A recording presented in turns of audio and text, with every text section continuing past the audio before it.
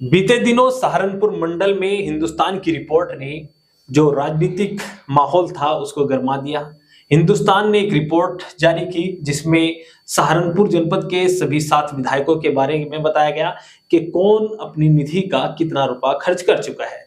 इसके अलावा सहारनपुर मंडल के अंतर्गत आने वाली कैराना, मुजफ्फरनगर और सहारनपुर संसदीय सीट के सांसदों के बारे में भी बताया गया। रिपोर्ट में दावा किया गया कि सहारनपुर जनपद के सभी 7 विधायक जो उनको किस्त आवंटित की गई वो अपने क्षेत्र में खर्च कर चुके हैं। इसके अलावा सहारनपुर सांसद इमरान मसूद के बारे में बताया गया कि उन्होंने अभी तक कोई प्रस्ताव विकास कार्यों के लिए नहीं दिया, यानी वो कोई खर्च अपनी संसद निधि से नहीं कर पाए। इसके अलावा इकरा हसन को लेकर भी इसी तरह की रिपोर्ट में खुलासा किया गया कि इकरा हसन भी अपनी संसद निधि का कोई पैसा खर्च नहीं कर पाई। इसके अलावा सहारनपुर मंडल के एकमात्र सांसद मुजफ्फरनगर सांसद हरेंद्र मलिक के बारे में बताया गया कि उन्होंने अपनी संसद निधि का 2,70,00,000 रुपए खर्च कर लिया, यानी जो उनकी पहली किस्त आई थी वो उन्होंने पूरी तरह से खर्च कर ली।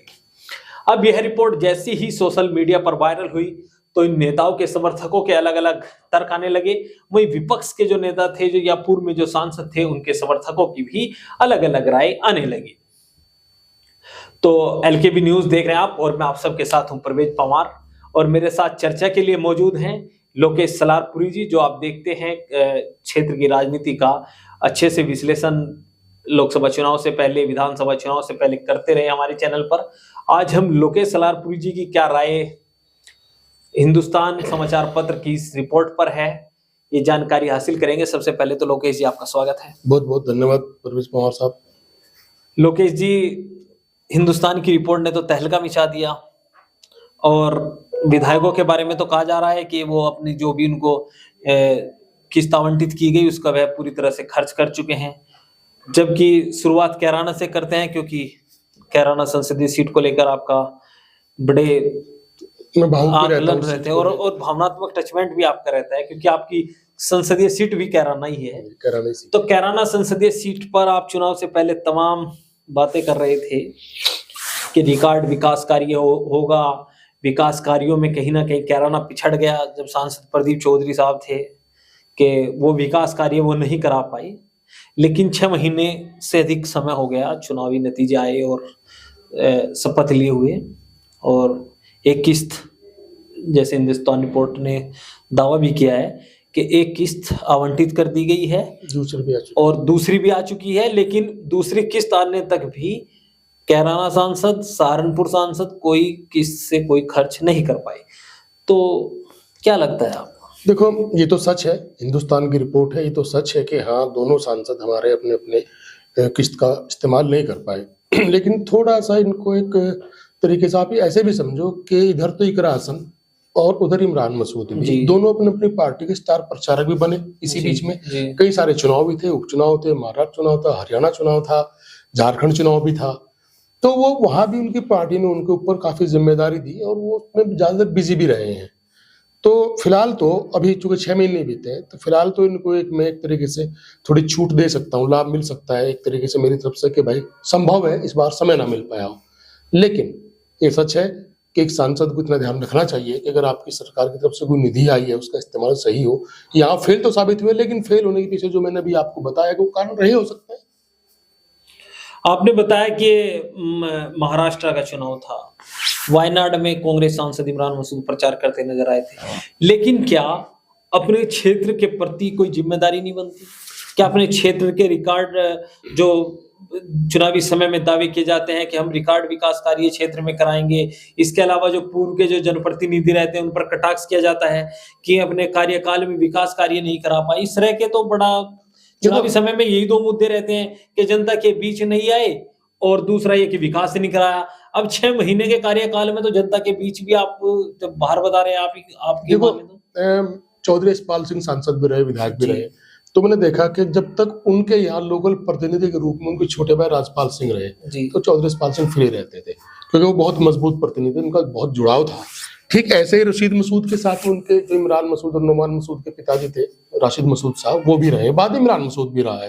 गंगो में नोमान मसूद और इमरान मसूद उनकी जिम्मेदारी संभाली। तो रशीद मसूद साहब को, चौधरी यशपाल सिंह को ये नहीं देखना पड़ता था कि पीछे कोई प्रतिनिधि क्या काम कर रहा है क्या नहीं कर रहा है, वो सोलर काम करते थे, उनको पूरी जानकारी थी। ये कमजोरी कहीं ना कहीं प्रदीप चौधरी के साथ भी थी। अगर वो बाहर बिजी हैं तो पीछे उनका कोई बढ़िया प्रतिनिधि उनके पास नहीं था। और मुझे ये बात कहने में कोई गुरेज नहीं है कि ये स्थिति मुझे इकरा हसन के साथ भी नजर आती है। हालांकि उनकी माताजी सांसद रही हैं, उनके भाई विधायक हैं, लेकिन उसके बावजूद भी जैसे 5 विधानसभा है, 5 विधानसभा में मुझे नहीं, कम से कम अपनी 2 का तो पता है, बहुत बढ़िया प्रतिनिधित्व, एक्टिव प्रतिनिधित्व उनके पास नहीं है। तो टीम की कमी में से कह सकता हूँ ये चीज जब तक वो शॉर्ट आउट नहीं करेंगे तो मुझे नहीं लगता कि भविष्य में चुनाव में अपने क्षेत्र में उनकी स्थिति मजबूत होगी। आपका देश का नेता बनना अलग चीज है, स्टार प्रचारक होना अलग बात है, पार्टी के बहुत बड़े स्टार नेता बन चुकी, इसमें कोई शक नहीं है, लेकिन चुनाव तो आपको केरला लोकसभा से ही लड़ना होगा। अपने लोगों के बीच सक्रिय रहना चाहिए। बिल्कुल। और मैं आपको बता रहा हूँ कि चूंकि मैं क्षेत्र में घूमता हूँ, इनके प्रति इस बात को लेकर नाराजगी बहुत ज्यादा है, यहाँ तक कि मुस्लिम गुर्जर समाज में भी नाराजगी है। जो बड़े चेहरे थे उनके अंदर भी इस बात को लेकर नाराजगी, चूंकि उन्हें जवाब देना पड़ रहा है। भाई यहाँ तो हिंदू मुस्लिम गुर्जर के बीच में कोई भेदभाव तो रहता नहीं, सब आपस में मिलते जुलते हैं। तो खासतौर पर जो हिंदू उनके जानने वाले हैं, जो उनके वोटर्स थे, वो बार बार सवाल पूछ रहे हैं, प्रतिनिधि जो लोकल उनके हैं, तो उनके पास कोई जवाब नहीं है। तो ये तो कमजोरी साफ साफ दिखाई दी है। हाँ, अभी इनके पास वक्त है, अभी 4.5 साल बचे हुए हैं, चाहे तो उसको दूर कर सकते हैं और करना चाहिए भी, नहीं तो स्थिति बहुत खराब हो जाएगी। अभी लोकेश जी, संभल का डेलीगेशन था, उसमें हरेंद्र मलिक का नाम शामिल था। जी। अब गौतम बुद्ध नगर का डेलीगेशन समाजवादी पार्टी ने बनाया, उसमें भी हरेंद्र मलिक का नाम शामिल है, हालांकि इकरा हसन का नाम उसमें नहीं है। संभल वाले डेलीगेशन में इकरा हसन भी शामिल थी। हरेंद्र मलिक भी अपने क्षेत्र से बाहर पार्टी द्वारा दी गई जिम्मेदारियों का निर्वहन करते हैं। मीरापुर विधानसभा सीट पर हुए उपचुनाव में वो प्रभारी थे, उसके बावजूद भी वह अपने क्षेत्र में 2 करोड़ 70 लाख का विकास कार्य कराने में सक्षम रहे। और उनके बेटे विधायक भी हैं पंकज मलिक, उन्होंने भी अपनी निधि का खर्च किया है। तो क्या जिस तरह से कहा जा रहा है कि हमें अपने कार्यकर्ताओं से प्रस्ताव लेने होते हैं, तो क्या हरेंद्र मलिक के कार्यकर्ताओं से प्रस्ताव नहीं लेंगे? नहीं, देखिए, उनको जैसे भी आपने बताया, उनके बेटे पंकज मलिक विधायक हैं, उनको चूंकि सक्रिय राजनीति फिलहाल मौजूद है, और हरेंद्र मलिक भी पुराने पॉलिटिशियन, कई बार चुनाव जीते हुए हैं, तो उनको थोड़ा बेनिफिट ये मिला, वो इतने बिजी भी नहीं चुनाव में रखे गए। अभी आप जो आपने बताया, अभी बिजी हैं, लेकिन लगातार इतने बिजी चुनाव में दूर दूर तक वो नहीं थे। हरेंद्र मलिक के बेटे पंकज मलिक का साथ उनको बखूबी मिला, इसमें कोई शक नहीं। यहाँ इकरा हसन के भाई नाहिद हसन ये जिम्मेदारी शायद नहीं निभा पाए। तो आपको लगता है कि कहीं ना कहीं चूक हुई है? बिल्कुल चूक हुई, इसमें कोई शक नहीं है। ये ऐसा होना ही नहीं चाहिए था। एक इतनी पॉपुलर चेहरा जो एक ब्रांड बन गया है, अगर उसके लिए, वो भी एक पॉलिटिकल घराना जिनको बहुत तजुर्बा है, राजनीति कैसे की जाती है, लोगों के काम कैसे किए जाते हैं, कितना पैसा आना, क्या होना, कई दशक से है। तो अगर ऐसे घराना ऐसी चूक करता है तो मैं मानता हूँ ब्लेंडर है, ये बड़ी चूक है, ये नहीं होनी चाहिए थी। और देखिए, well begun is half done, एक पुरानी कहावत है। जो शुरुआत अगर ऐसी होगी तो बाद में क्या होगा ये सोचना पड़ेगा। हालांकि मैं फिर कह रहा हूँ, वो चाहे कोशिश करें तो इन सब चीजों को धो सकती हैं, ये सब दाग हट सकते हैं, लेकिन जिस तरह की उनकी व्यवस्थाएं हैं, मुझे अभी तो नजर नहीं आ रहा कि शायद वो कुछ स्थिति को पॉजिटिव बनेगी। आपको लगता है अभी स्थिति और नेगेटिव होगी? जी, जाहिर सी बात है, एक सांसद 500 विधानसभा में तो लगातार खुद तो नहीं रह सकता, संसद भी देखनी होती है, इधर तो बाकी पार्टी जिम्मेदारियां भी हैं।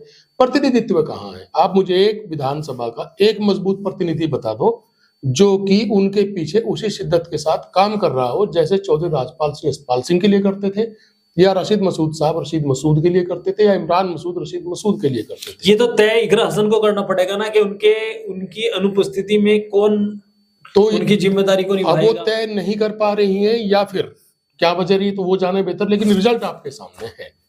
मुझे कहने में कोई गुरेज नहीं कि रिजल्ट नेगेटिव है, जो नहीं होना चाहिए था। अभी 7 महीने पहले मैंने आपका इंटरव्यू किया था जी, तो आप भी बड़े दावे करते थे कि इस तरह की समस्या कैराना में है, इकरा जैसा चेहरा आएगा तो सब दूर हो जाएगी, तो आपकी उम्मीदों को भी झटका लगा है। जाहिर सी बात है, जिन चीजों की वजह से मैं कह रहा था कि एक पॉलिटिकल घराना है, बहुत तजुर्बेकार लोग हैं सारे के सारे, और एक्टिव, चूंकि इकरा बड़ी एक्टिव नजर भी आती थी, पढ़ी लिखी लड़की थी, एक ब्रांड बनी चुकी है, चेहरा था, चार्मिंग चेहरा था, तो मुझे उम्मीद थी कि शायद वो इन चीजों को समझेगी। विदेश पढ़ के आई है, राजनीति को अच्छी तरह समझती है, पता नहीं क्यों मेरी उम्मीद टूटी है। आपको लगता है कि जिस उम्मीद के साथ क्षेत्रवासियों के बीच भी आप तो लगातार सक्रिय रहते हैं, गंगो और आसपास के क्षेत्र में आप लोगों से मिलते जुलते रहते हैं, तो लोगों का क्या फीडबैक चुनाव से पहले था और अब क्या है? देखिए, बड़ी बात है, मैं कहना नहीं चाहता था, लेकिन आपने छेड़ दिया तो मैं ईमानदार से बता रहा हूँ। फिलहाल स्थिति यह है कि अगर आज चुनाव हो जाए तो इकरा हसन बुरी तरह चुनाव हार जाएंगे। जितने वोट से जीती उससे ज्यादा वोट से चुनाव हार रहे हैं। कैराना संसदीय सीट, एक विपरीत परिस्थितियों में इकरा हसन ने जीत दर्ज की, उसके बाद आपको लगता है कि इससे ज्यादा मेहनत करनी चाहिए थी, बल्कि इकरा तो बड़ा फ्री हैंड सा लग रही है क्षेत्र। उनको तो ज्यादा वास्तव में ज्यादा मेहनत करनी चाहिए थी, क्योंकि बहुत उम्मीद, लोगों ने पूरी उम्मीद के बावजूद सारे हिंदू मुस्लिम को हटा के एक तरफ उनको वोट दिया था, सभी समाज ने वोट दिया था उनको, जवान ने, बूढ़े ने, हिंदू ने, मुस्लिम ने, सैनी, गुज्जर, जाट, सभी ने वोट दिया था, तो उनके ऊपर तो बहुत ज्यादा जिम्मेदारी थी। फिलहाल तो वो उस जिम्मेदारी को पूरा करने में असफल मुझे नजर आई है। तो अभी 6 महीने हुए हैं, लोकेश सलारपुरी जी ने जो अपनी बात रखी एक है। और डर है मुझे परवेज भाई, आपकी बात जी, बीच जी। में रोक रहा हूँ, मुझे नहीं लगता है लोकसभा पूरा कार्यकाल पूरा करेगी इकरा, ये लोकसभा। अच्छा, आपको तो लगता है पहले ही भंग हो सकता है मिड पोल हो जाए, हालांकि अभी तो ये एक देश एक चुनाव की भी चर्चाएं हैं। ये भी चर्चाएं, लेकिन जो संसद में मैं देख रहा हूँ और जो फिलहाल स्थिति चल रही है कि अगर कहीं नेतृत्व परिवर्तन वगैरह हुआ तो हो सकता है मिड पोल हो जाए, हो सकता है, नॉट श्योर, कंफर्म नहीं है, लेकिन अगर ऐसा हुआ तो और स्थिति खराब होगी। तो कैराना संसदीय सीट को लेकर और सहारनपुर संसदीय सीट के सांसद इमरान मसूद को लेकर, हरेंद्र मलिक जी को लेकर हमने इनसे राय ली, और कैराना पर हमारा फोकस इसलिए भी रहा क्योंकि चुनाव से पहले लोकेश जी बड़े दावे करते थे और बड़ी भविष्यवाणी इनकी रहती थी कि ऐसा क्षेत्र में होगा, और ये एक इनकी ओर से दावा किया जाता था कि इकरा हसन इस क्षेत्र के राजनीतिक माहौल को बदलने का काम करेगी। हालांकि चुनावी समय में वो सब देखने को मिला, हिंदू मुस्लिम सब एक प्लेटफॉर्म पर आए, लेकिन आज लोकेश सलारपुरी जी अपनी बातों को, जो स्थिति थी मैं वो बता रहा था कि चुनाव में इकरा मजबूत है, प्रदीप चुनाव हार जाएंगे, यही तो कह रहा था। ये उम्मीद थी कि भविष्य में ऐसा करेंगे चुनाव जीतने के बाद, लेकिन आज बिल्कुल क्लियर। आपको लगता है कि उन उम्मीदों पर आपकी खरी नहीं उतरी? कितनी बार कहूँ, साफ साफ कह रहा हूँ भाई, बिल्कुल क्लियर कह रहा हूँ, वो उम्मीदें नहीं पूरी हुई, तो मेरी अकेले की सारे वोटर्स की पूरी नहीं हुई है, मैं अकेला नहीं हूँ। तो आपने सुना लोकेश सलारपुरी जी को। आगे की तमाम अपडेट के लिए बने रहिए एलकेबी न्यूज के साथ। चैनल अगर आपने अभी तक सब्सक्राइब नहीं किया तो चैनल को जरूर सब्सक्राइब कर ले।